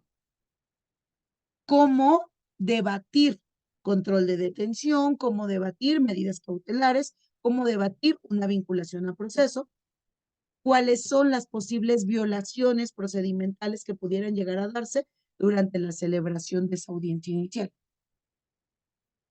¿Qué resoluciones durante esa audiencia inicial son impugnables a través del recurso de apelación? ¿Cuáles en su caso puede optar entre una apelación o un juicio de amparo en la vía indirecta? Y ponderar en este caso qué es lo que se va a hacer valer. ¿Qué vamos a ver? Pues obviamente casos prácticos. Vamos a analizar casos prácticos. Leyes, convenciones, manuales, criterios que están aprobados para su uso y que no se utilizan. Yo espero que los que estuvieron en el módulo anterior que vimos, pues ya le hayan dado una leída por ahí a un librito de psicología del testimonio infantil que les facilité. Y entonces vean que lo que sucede ahorita, en lo que se está difundiendo a través de las redes sociales y demás, pues desde el inicio es un hecho que nunca estuvo bien investigado y que llegó a juicio y en juicio no se pudo sostener. Estamos hablando solamente con lo que conocemos, digo, yo les comento que ya leí la sentencia, tuve oportunidad de leer la sentencia, y cuando les digo que no hubo pericial en psicología, es porque no hubo pericial en psicología, hubo una impresión diagnóstica. Y eso, los que hemos llevado asuntos de naturaleza sexual, en temas de violencia familiar, en delitos en razón de género, hemos debatido con perito en estrado, hemos debatido que una impresión diagnóstica no es lo mismo que un dictamen en materia pericial, que si tiene uno y que no tiene otro. Y que entonces uno no sirve para abordar y llegar a conclusiones en temas de razonamiento probatorio por carecer de evidencia científica que lo sustente. El otro sí, pero no lo hacen. Eso es justamente lo que vamos a abordar en esta primera charla, segunda, tercera, cuarta, quinta, sexta, y a veces si nos hace falta, damos hasta una séptima sesión, ¿verdad, Manuel? vamos a abordar todos estos temas con la finalidad justo eso, de profesionalizarnos para profesionalizar al sistema de justicia penal. Hoy que hay tanto terror en que el sistema, con tantas reformas que se proponen, específicamente la del 19 de la Constitución, pues el sistema en lugar de mejorar y perfeccionarse, vaya peor de lo que ya lo estamos dejando, ¿no? Y ya hablo de todos, operadores en el sistema de justicia penal. Entonces, creo que esos son los puntos por los que yo los invitaría a darse la oportunidad a partir del siguiente miércoles en punto de las 19 horas hasta las 21 horas de trabajar en estas 6 charlas que están diseñadas con temas específicos para abordar en la primera, segunda, tercera, cuarta, quinta y sexta sesión, tanto para defensores como para asesores jurídicos con base en casos prácticos. Entonces, de ahí la importancia de que nos den esta oportunidad de llegar a sus espacios a través de este tipo de aplicaciones. El taller se va a llevar a través de la aplicación Zoom. Tenemos pues esta oportunidad de coincidir desde distintos estados de la República Mexicana, desde los lugares en donde se encuentren, 2 horas, después se seguirán con la jueza Martina. Además es buenísima en estos temas, es una mujer pues que sabe mucho porque siempre se está preparando. La semana pasada andaba por allá en Colombia en uno de estos cursos de capacitación y demás que ella toma para mantenerse actualizada constantemente, y que todo eso pues, sirve para los que pues estamos cercanos a sus redes y demás, y que nos va compartiendo por ahí en los espacios en donde ella tiene la oportunidad de compartir, pues también es conocimiento que aporta a que cada uno de nosotros, desde el lugar en el que nos encontremos, pues en su momento hagamos uso de ello. Ya por ahí, si se siguen de las 7 a las 9, pues estaría genial, ¿verdad, Manuel? Entonces yo los invito a que nos den esta oportunidad a partir del siguiente miércoles de charlar, de vernos, de coincidir. Por ahí, si alguien hay con alguna duda, con todo gusto vamos a empezar a abrir micrófonos, Manuelito, por favor, para Sí, que me puedas maestra, apoyar. cómo no. Bueno, les agradezco a todos los que están en plataforma. No sé si ha habido alguna situación de algún problema con el internet, porque habían cerca de 100 personas viendo a través de Facebook Live.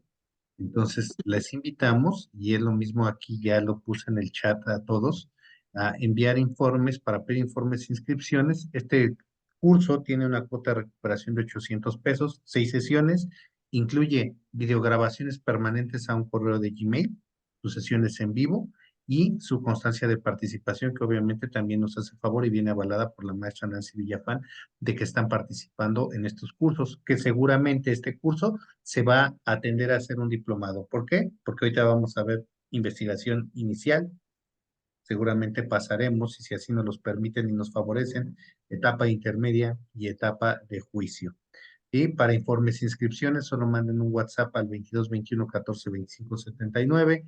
Su nombre nada más, pónganlo, porque muchas veces la verdad es que hay gente que aparece con nombres tan extraños, jaguar de no sé qué, ¿no? Y entonces es difícil estar, ¿no? De verdad, es difícil estar ubicando. Entonces, y recuerden, aquí en este taller, bueno, pues les comento, son 800 pesos la cuota de recuperación. Quien puede pagar los 800 pesos en una sola exhibición para antes de que inicie el taller o hasta el día que inicie el taller, 6 de marzo, eh, adelante. Quienes no, bueno, pueden dividir en dos parcialidades. La primera al 6 de marzo, 400 pesos, y la segunda parcialidad de 400 pesos al 3 de abril de 2024. Para que se sigan capacitando con nosotros, la verdad es que me da mucho gusto, amiga, que nos acompañes. Excelente, y lo tengo que decir así, ¿eh? La verdad es que muchos lo reconocen en redes sociales, pues, como la mejor abogada litigante, ¿eh? Y en verdad, bien merecido creo que lo tiene. Pero gracias a todos los que nos ven en Facebook Live. En un rato más ya se enviaron las ligas para que nos acompañen con la jueza Carmen Marquina. Y bueno, si alguien tiene alguna duda, adelante, levanten su mano. Creo que la maestra es bastante clara. Si tiene alguna duda, adelante, solo enciendan sus pantallas. Israel Álvarez, adelante. Es más, vamos a traer a los que vienen aquí con nosotros a preguntar, los vamos a traer aquí para que, adelante, Israel. ¿Qué tal, Israel, doctor? hola, qué Buenas gusto noches. volver a saludarte. Buenas noches, maestra. Me quedé esperando la poderosa en su libro de medidas cautelares. Ahora que vaya a Cochinautla, allá te mando un mensajito. Ah, ahí tiene su despacho. Gracias. Eh, Más que duda es un comentario por cuanto hace a lo que está difundiéndose en redes sociales del juez. La verdad es que nos quedamos nada más con lo que aparece en redes sociales sin entrar al fondo, sin entrar al fondo del estudio del asunto en concreto.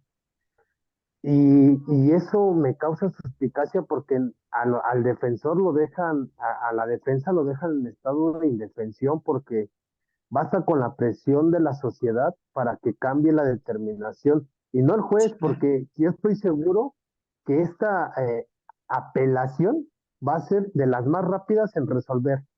20 días van a tener lo que otras defensas, 3, 4 meses te resuelven una apelación, la alzada, en 20 días va a estar la resolución, le van a revocar y luego se van a lavar las manos en el amparo, porque se va a tener que amparar el justiciable y ahora que determine el tribunal colegiado, lo va a traer la sala, casi estoy seguro que en su facultad de atracción lo va a traer. Pero es bien complejo ese tipo de asuntos porque entonces ya por la presión social y como se hace mediático, ya la defensa dice, no, pues ya mejor dejo el asunto porque pues ahora sí va a ser sentencia condenatoria.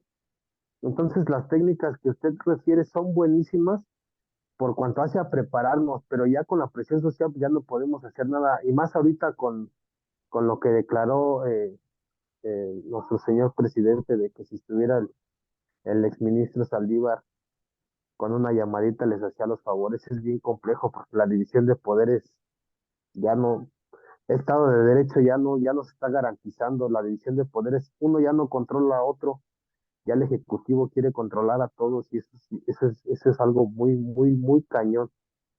Pero Así bueno, es, ese Israel. era mi Diría punto de un vista. excelso penalista, en este país estamos cayendo en la teoría de los juegos.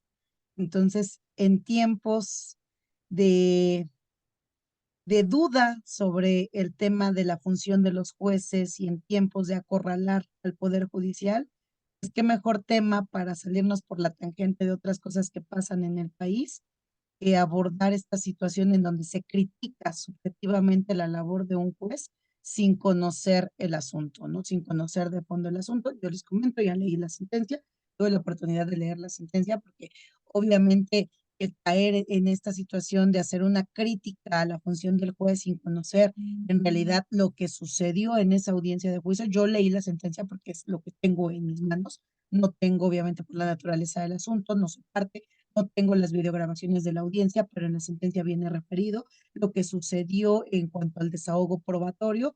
Hay jueces que son muy técnicos en la forma en la que elaboran sus sentencias y en este específicamente se transcribe la labor de interrogatorio, contrainterrogatorio, reinterrogatorio, recontrainterrogatorio y en el tema de la pericial, en el tema del testimonio de la niña de 4 años, hay infinidad de carencias y que no fueron suplidas por la asesoría jurídica. Pero bueno, pues eso públicamente no es lo que se difunde. Públicamente vemos a un órgano jurisdiccional al que se lincha en un espacio con nombre y apellido, señalando que se vendió, que no hizo las cosas adecuadamente, ¿no? Cuando, pues, en este tipo de delitos sexuales, si nos basamos en el mero señalamiento, ojalá no, pero cualquiera de nosotros podría estar de aquel lado del banquillo de los acusados. Y qué terrible saber que solamente si nos rigiéramos por eso que se ha venido interpretando públicamente de que basta el señalamiento de un niño, de una niña, para que una persona, en este caso, sea condenada por un delito de esta naturaleza, qué terrible, porque sabemos que hay muchos casos en donde devienen de un conflicto familiar y que van a acabar al ombligo del derecho, el derecho penal, y que es el derecho penal el que es utilizado para hacer que los conflictos familiares pues, tengan éxito garantizado, ¿no?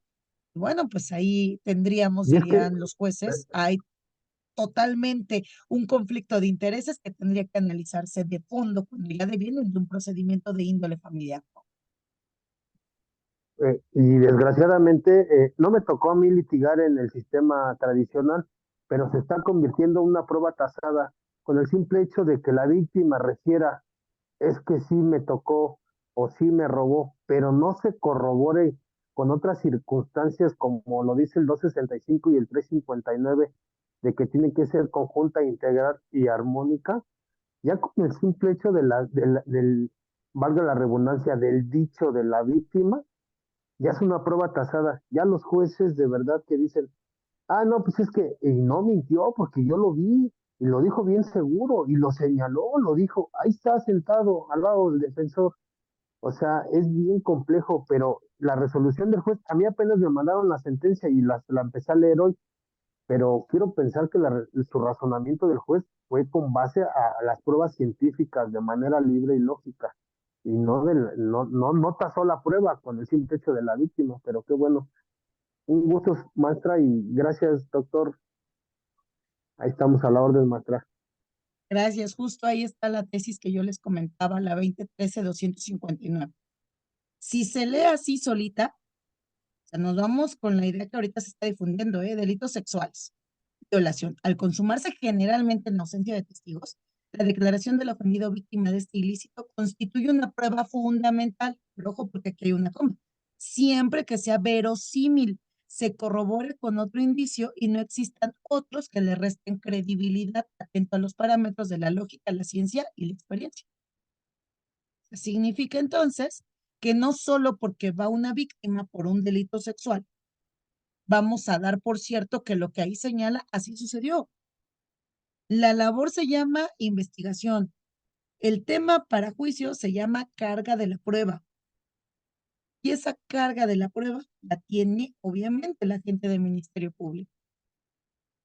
Entonces, este es el criterio que muchas veces se interpreta como, ay, es que debe de ser una prueba fundamental. No, espérame. Es una prueba fundamental siempre y cuando sea verosímil. Es verosímil, apegada a la verdad. ¿Y cómo te aseguras que esté apegada a la verdad? Pues que se corrobore con otros indicios o que existan otros que sirvan para sustentar que lo dicho por la víctima a través de ese testimonio realmente sucedió tiempo, modo, lugar y circunstancias de esa manera. No solo esa, es que la víctima hay que creerle. Espérame, una cosa se llama principio de buena fe conforme a la Ley General de Víctimas y otra que conforme a ese principio de buena fe no le corresponde al Ministerio Público, no se debe de interpretar así, que el Ministerio Público no tenga la labor de satisfacer la carga de probar. Y además no van solos, ¿eh? O sea, de aquel lado es Ministerio Público y asesor jurídico victimal. Hay un criterio, incluso en mi página de Facebook subí un segmento de una audiencia en la que tuvimos oportunidad de intervenir y yo señalo que hay situaciones en donde derivadas de una investigación negligente no pueden ser suplidas por el órgano jurisdiccional bajo el estándar probatorio que la jurisprudencia dictada por la Corte se señala que se requiere para el dictado de un auto de vinculación a proceso. El juez no puede convertirse en juez y parte, no puede sustituir elementos que derivados de la investigación no se llevaron a cabo por el agente del Ministerio Público. No bajo el argumento de esto es solo una audiencia inicial en donde vamos a resolver si vinculamos o no vinculamos, y en caso de vincular se va a abrir un plazo de cierre de investigación complementario. O sea, todavía puede seguir investigando, sí. Sin embargo, la investigación, sobre todo cuando se trabajaron carpetas sin detenido, tuviste toda la oportunidad para integrar una carpeta sin detenido, a llegarte de elementos para solicitar en su caso, pues esa audiencia inicial. Una investigación negligente no tiene por qué ser suplida por un órgano jurisdiccional. Y entonces, ¿qué pasaría si el juez va supliendo? Digo, no digo que no los haya, no existan, pero que no los haya. Pero el juez no debe de ir supliendo esas deficiencias en la investigación. Y en este caso específico, insisto, los delitos cometidos de naturaleza sexual en agravio de niños, niñas y adolescentes, hay actos que no se recabaron de la manera en la que se ordena que sean recabados. En este caso, que comentas, Israel, lamentablemente no hubo una videograbación de la entrevista. Se revictimizó a la víctima en diversas ocasiones para someterla a una impresión diagnóstica, para someterla a una cuestión en materia de criminología victimal, que es ese elemento al que la mamá se refiere cuando rinde entrevista y dice que hubo un criminólogo que el papá solicitó y que también entrevistó a la niña durante 2 horas y la niña salió muy afectada. Bueno, tenías asesor jurídico, ¿por qué tu asesor jurídico no te dijo que eso no se podía hacer? ¿Eso qué son? Son deficiencias, omisiones, negligencias en la investigación y que trascienden a obtener este tipo de resultados. ¿De qué vamos a hablar? Justamente en la primera sesión vamos a abordar ese tema de los protocolos. Yo les comentaba a ustedes que está este protocolo latinoamericano, les doy el dato para los que nos están por aquí siguiendo, está este protocolo latinoamericano para recabar ¿qué? Para recabar justo las entrevistas de los niños, niñas y adolescentes, pero ojo, porque es un protocolo que se emplea exclusivamente en tratándose de los delitos de índole sexual. Les va el dato. Protocolo para entrevistas de investigación de abuso sexual de menores, NICHD. Y es un protocolo latinoamericano. ¿Quién lo conoce? Muy poquitos peritos, y generalmente son peritos o de la Fiscalía General de la República que están adscritos a la especializada en delitos sexuales o peritos particulares que están especializados en la psicología del testimonio infantil, niños, niñas y adolescentes. Y de ahí en fuera, para el de contar.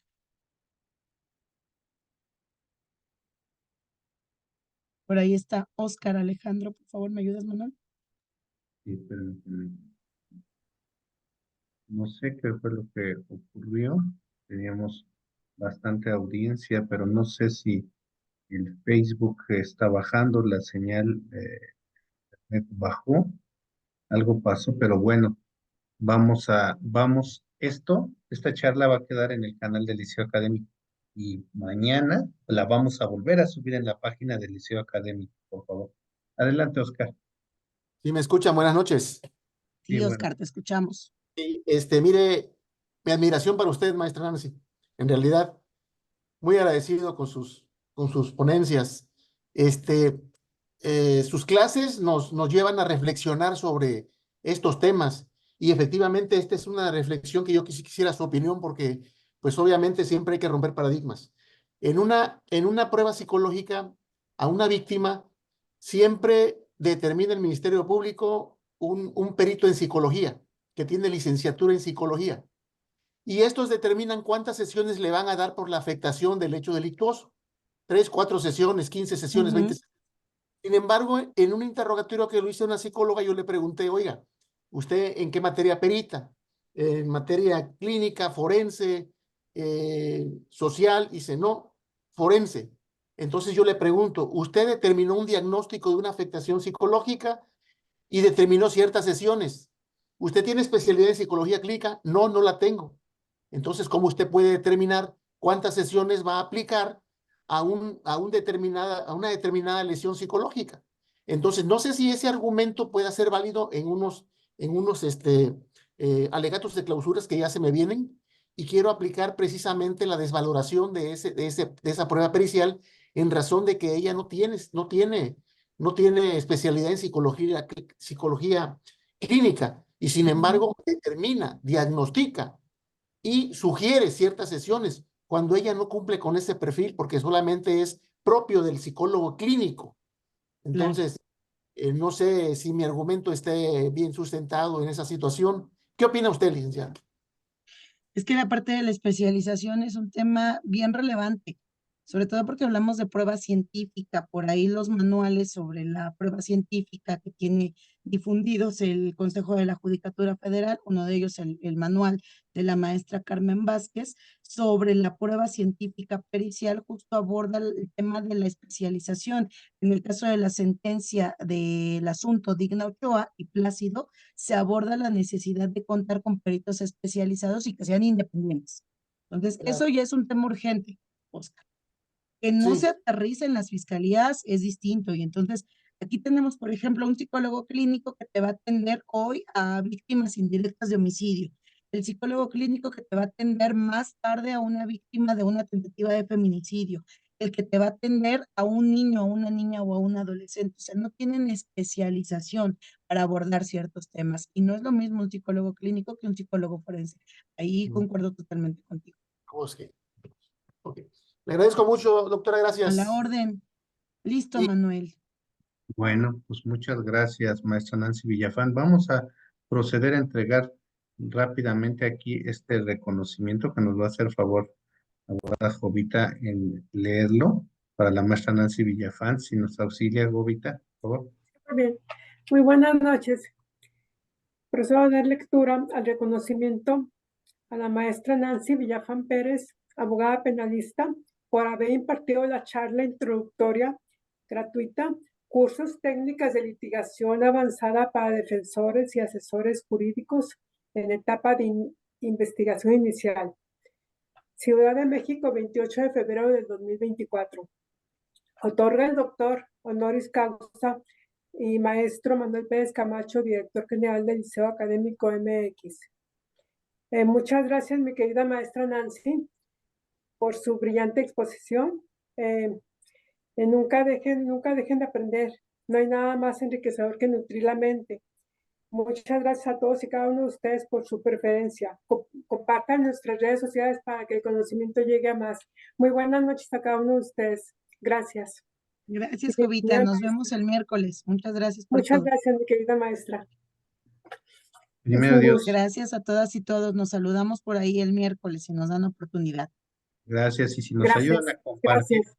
en sus Facebook esta plática, no sé qué fue lo que pasó, pero teníamos 100 mínimo viéndonos y de repente cayó a uno. No sé qué fue lo que pasó, que me dice, me llegó un mensaje, fíjense, no sé por qué a veces, ay Dios mío, a veces, perdón que lo diga, ¿no? No sé, no sé a veces qué pasa, pero me salió una leyenda que el video se bloqueó y lo demás Sí, pueden verlo. No sé qué fue lo que pasó. Entonces, ojalá ayúdenos a replicar esta charla de Facebook, ¿sí? Y pues nos despedimos porque ya tenemos charla ahorita con la jueza Carmen Marquina, los esperamos y los esperamos. Ojalá se inscriban, dense la oportunidad de inscribirse con la maestra Nancy Villafán. 133 pesos es lo que sale la clase. Así que los esperamos. Que tengan buenas noches, maestra. Buenas Gracias. Nos noches. vemos, Manuel. Nos vemos, Jovita. Gracias a todas y buenas todos. noches. Israel, te mando un mensajito. Buenas noches. Bye. Buenas noches.